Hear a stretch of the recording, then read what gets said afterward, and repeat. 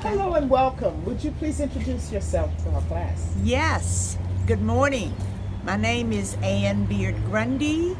I am a native of Birmingham, Alabama, Parker High School, and I'm also a Berea graduate, class of 1968. It is a real pleasure to be a part of this class.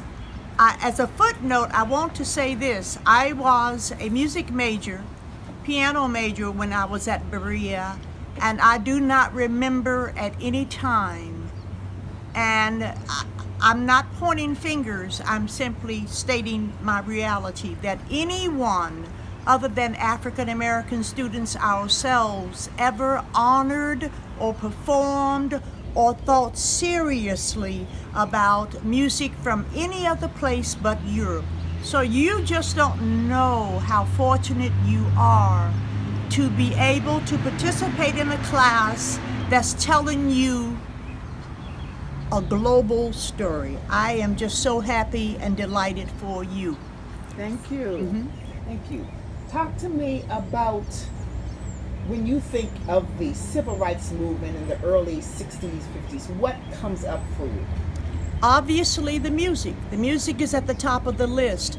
A lot of people think that, or some people think, that the music of the civil rights movement was specifically the music of that time and it was like created for that moment. In a sense, it was. But the truth is that everyone I knew grew up essentially singing and knowing the songs that became a part of the civil rights movement. How did we learn these songs? Churches sang them. The big body of music would be spirituals. And there were other songs that were kind of linked to those, but primarily spirituals. We sang spirituals at church. We sang spirituals in the community. So I always think of the music of the civil rights movement as being perfectly in line with the history of African American spirituals.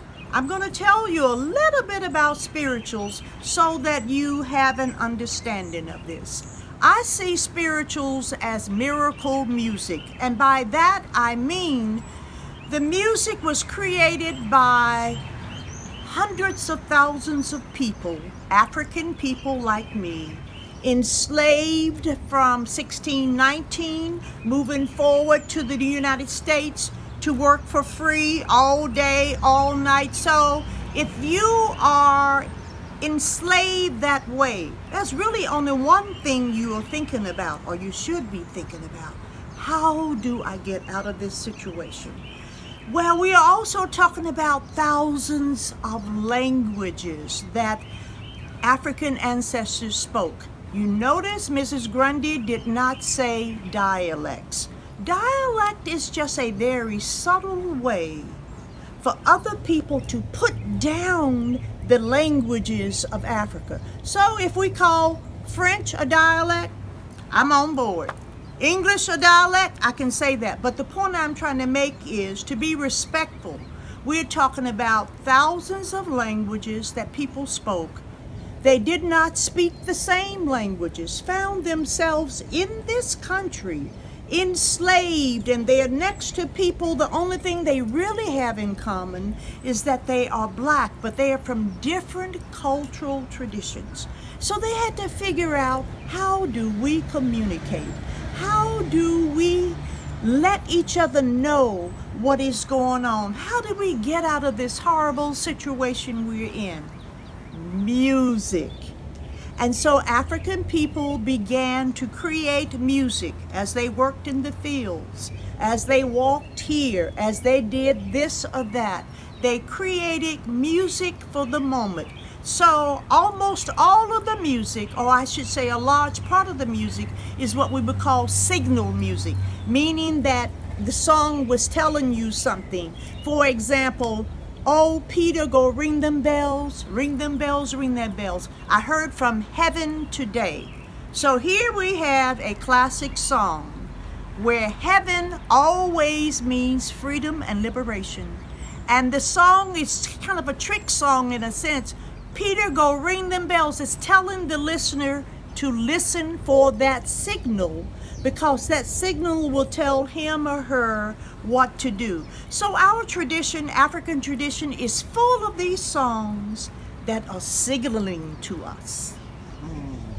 So now moving to the time, civil rights period, when it was happening, were you at Berea during that time in the early 60s when they had the Freedom Rides? Or Yes, not only was I at Berea College, but my father pastored the 16th Street Baptist Church in Birmingham, Alabama. If that church rings a bell with you, it's because it was the organizing site for the civil rights movement in the state of Alabama, and actually in the southeastern part of the U.S. And as a result of being there, and I was born right next door to the church, so everybody who was anybody in the black world, sooner or later, would come to my daddy's church to speak, to perform, or what have you. So yes, I met people like Thurgood Marshall. I met Dr. King. I met black college presidents. But the thing that stands out in my mind more than anything else, the Fisk Jubilee Singers, the Morehouse College Glee Club, the Hampton Singers, the Tuskegee Singers under the legendary William Dawson. And so, in addition to this music in church, Sunday school, church for me, public schools, and in the community, we got to hear these glorious choirs that black colleges, HBCUs, soon figured out that if you had a tough choir, your name would be out in the community. It was a fundraising, it was a cultural statement. And so having these choirs kind of laid the foundation for me. I entered Berea College in 1964. I graduated in 1968. 1965, we're on campus and there are 3 or 4 students. I don't know how they had a car, but they figured out a little VW and they drove all the way to Selma, Alabama. You have to remember, I'm not talking about computers, cell phones, newspapers weren't printing anything. So the question becomes, how did those guys know to drive to Selma, Alabama? so, Miss Ann, were you involved in the civil rights movement yourself personally? Yes. In 1965, a couple of Berea students, along with a couple of other guys who worked in the town, heard that something was going on in Selma, Alabama, and they drove down there, kind of cased the situation, and they came back. This is the days before computers, texts, all sorts of, we didn't know anything about this. We had one telephone in Kentucky Hall at the end of the hallway. You had to line up to use it. It was a payphone. Oh, wow. That's what we had. And so when they came back, the word spread very quickly. At that time, out of the Berea enrollment, maybe 40 or 50 of us were students of color, African Americans, and that included those of us whose people had been enslaved in America and a few Africans from the continent. You put us all together, 40, 50, or 60 of us. And so when these guys came back, they were saying, look, something very serious is going on in Selma, Alabama. Dr. King has put out a call. Evidently, there was an attempt to cross the Edmund Pettus Bridge outside of Selma as a symbolic march on behalf of voting rights 80 miles up the road to Montgomery. But when they crossed that bridge, Alabama state government, George Wallace, all of the state troopers literally fired tear gas, and they injured all sorts of people, children who were trying to move across this bridge. And so Dr. King was very wise. He knew that in terms of this new thing called television, that it would make a difference if that crowd tried to cross the bridge again, but this time it included, how do you say, an ecumenical group, a world group, people of all sorts of nationalities. So he put out the word, please come to Selma, help us do this march. Well, we are 17, 18 years old. Nothing could have pleased us better. Not only that, Many of us had our roots in the Deep South. You didn't have to paint a picture for us in terms of what segregation meant, what it meant to vote. Did you know, for example, that one of the tests for being qualified to vote is what they call the jelly bean jar? White people would fill this jar with, and you had to go in and you had to say precisely how many beans were in that jar. And if you could not name that number, you could not get to vote. Or the other was you had to recite the preamble to the Constitution. Now, I know people with PhDs teach at Harvard, can't recite the PhD, So the point is, we don't want you to vote and we will use anything and everything. Well, voting was key to changing the situation. And so we turned to the Berea College administration. Dr. Francis Hutchins was president. And we went to Dr. Hutchins' home. It's right there where the president's house is now. And we said, Dr. Hutchins, we need to go to this march.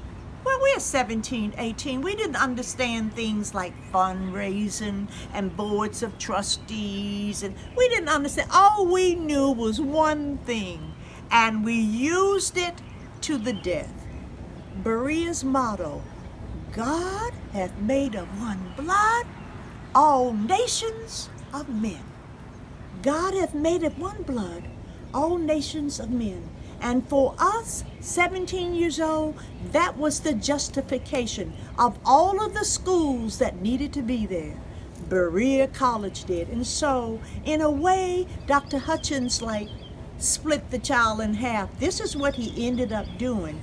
He could not give us permission, if you will, on behalf of the school. But he personally gave money to pay for our expenses. And there were Berea College faculty and staff who went with us. I believe there were 58 of us or something like that, who made the journey to Selma, Alabama to complete the march. We didn't actually march from Selma, but from outside. So Francis Hutchins gave you the okay. He found a roundabout way for you all to go forward. What happened next?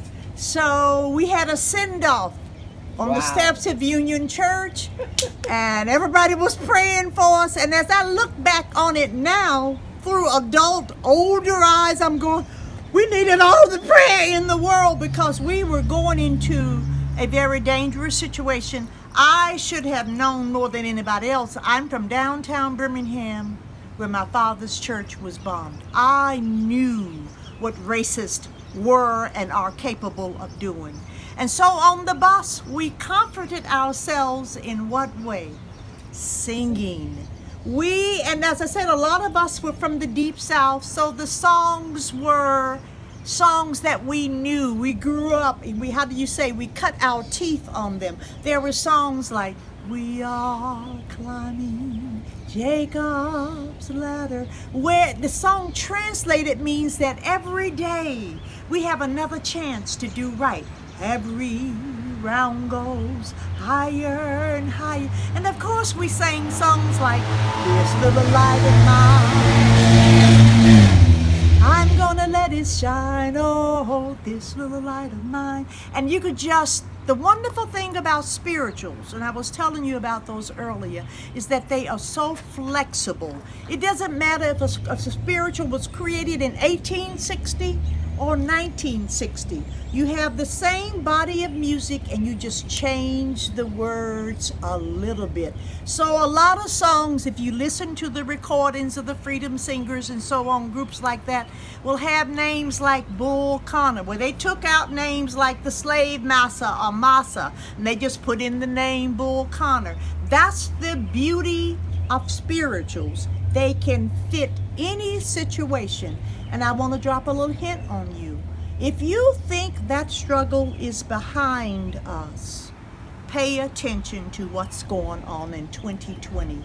These songs are needed, and we need to put them out there because they teach people and they raise our consciousness.